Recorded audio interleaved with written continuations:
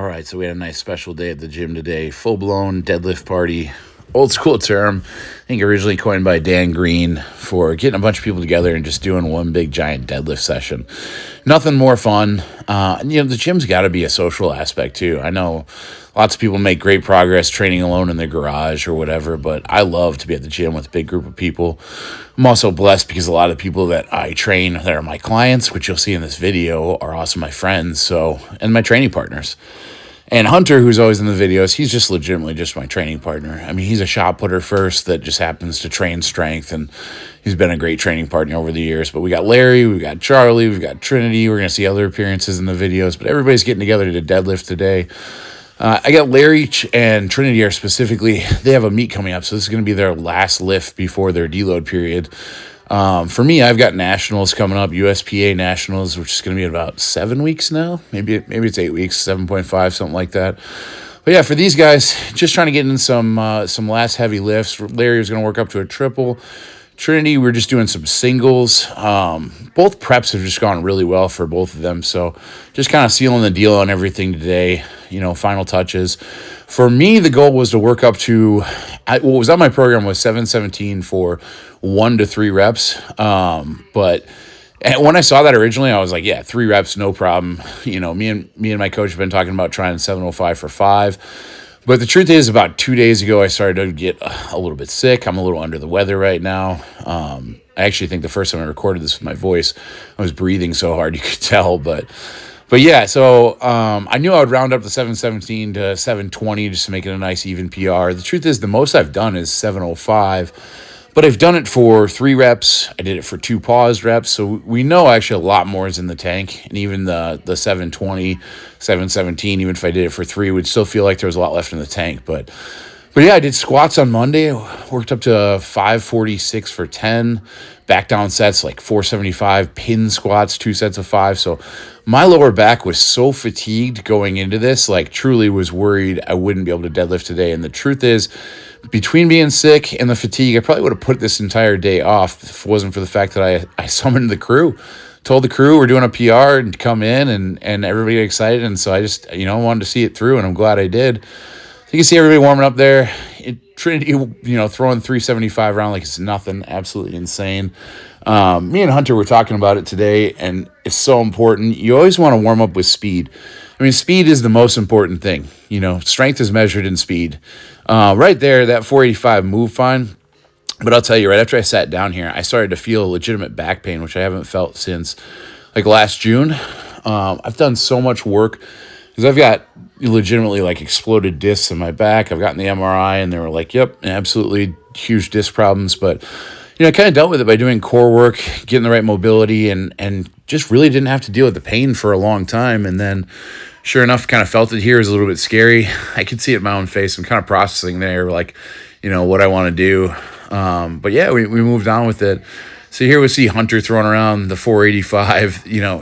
He's so impressive, man. 250 pounds, maybe a little bit more depending on where he's at in his bulking or cutting at the moment. But 250-pound, 22-year-old natural guy, and he worked up to a weight that was surprisingly similar to what I did today.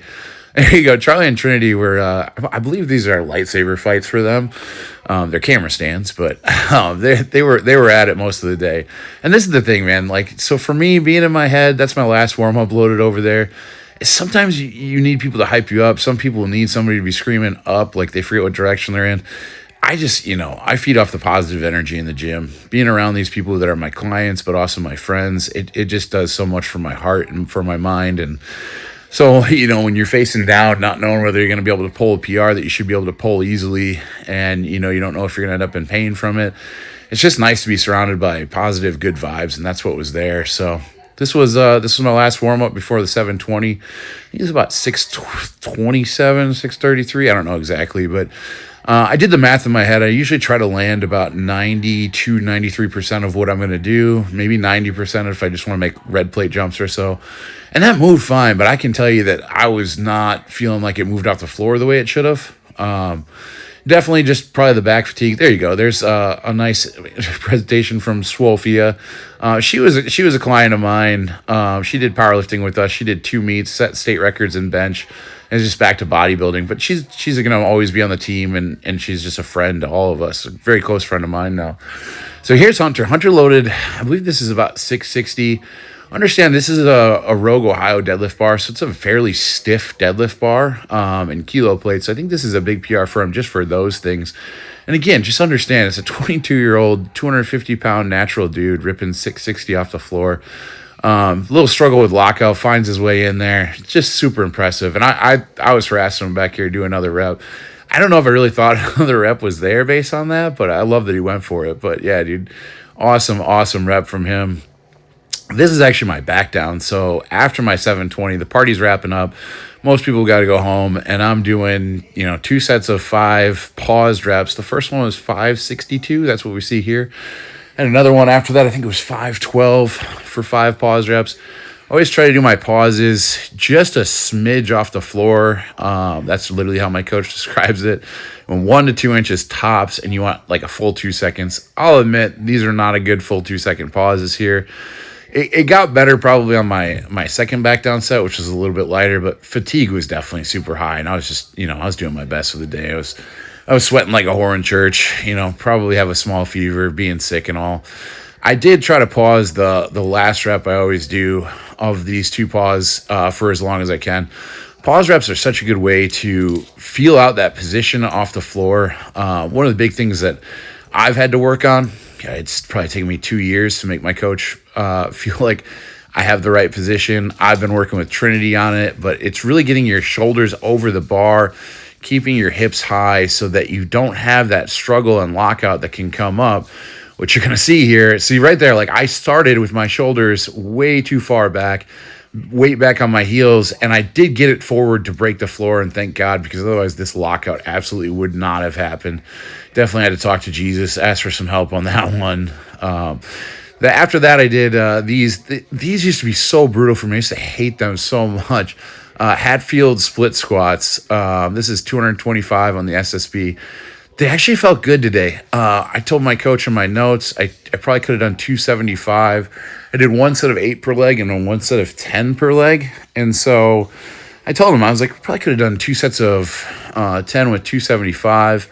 Feeling really good about some of the unilateral work that we've been doing. Also, didn't show it in the video here, but doing a lot of core work. So we did side planks with a 35-pound plate going for a minute. So here's the 3 singles that we had Trinity do. These are her final singles, and we're right in that 400 to 430 pound range for the day. I'm not going to say what she's planning on doing in the meet out of respect for her. She's been keeping it a little close to the chest, but let's just say we got some big numbers coming. I mean, when you can rip 400 pounds off the floor like it's absolutely nothing, that's just something else for a natural female to be able to do. And you can see right here. So this is her last warm up before her biggest one. And it comes right off the floor, just no problem. Her speed, her strength, her grip strength is insane. And she smiles, and I did tell her right away, it was awesome, but we need a little more shoulders over the bar. And she wasn't super happy with that. It's tough. It's tough when you get to a point of strength where you have to mind every little detail, and she's had struggles with lockouts. And you can see she fixes it here. As mad as she was, she listened, she got her shoulders over the bar, and she starts in that position, and boom. That's the smoothest lockout you can have. I mean, she has huge quads. She's super strong. She was super happy with that. So she has to have that shoulder over the bar position, and she nailed it.